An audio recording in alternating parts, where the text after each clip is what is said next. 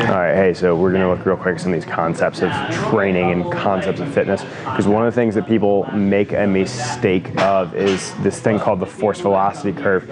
So when we look at training, a lot of people tend to hang out on the kind of this two broad spectrums of what's called a force velocity curve. So if I have an y-axis here and have force and then have an x-axis with velocity, what you'll see is that as force is higher, velocity tends to be a little bit lower. And so as we progress, lower loads or lower velocities, we tend to be able to move faster in this curve. And one of the big things people make the mistake of is they hang out at the top of the force velocity curve. So they spend a lot of time either producing way too much force and really, really slowly, or they hang out at the bottom and they just do fast stuff. And this is where we could get into a lot of different conversations where a lot of people also hang out kind of in these weird and just single spectrums, right? So you think about your joggers, your people that just go for casual runs, they hang out in the middle where it's low velocity and low force, right?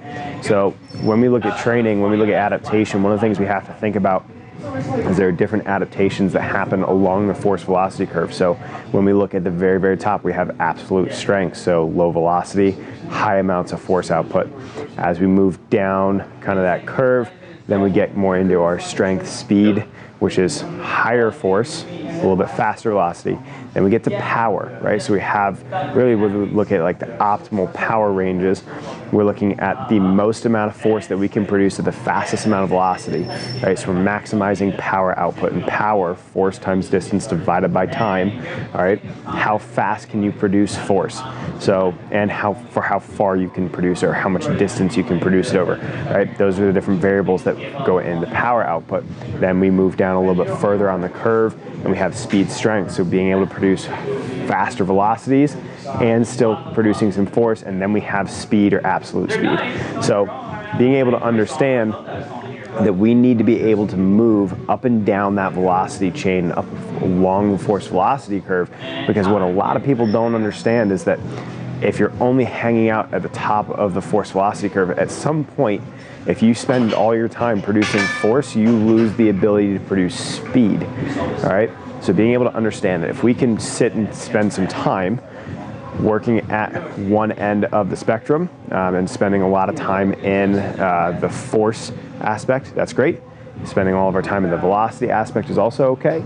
But we need to kind of ride the curve, as I like to say, because when we look at trying to maximize adaptations and then maximize your ability to perform outside of the gym, right, is going to be one of those things that if we can sit there and think about spending different times in those ranges. So what might that look like?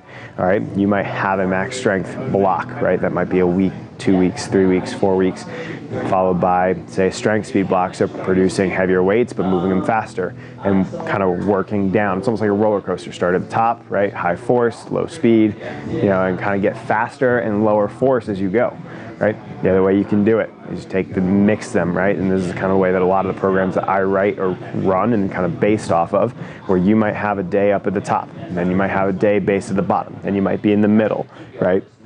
And it pieces together throughout the weeks. You might have a max strength day, then you might have a speed strength day, then you might have a strength speed day.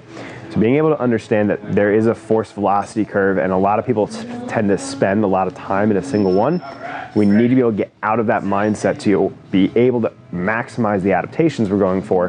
That way we can maximize the results in the gym, and especially if you're just training for general fitness, you're trying to get faster, healthier, and build better physical capacities.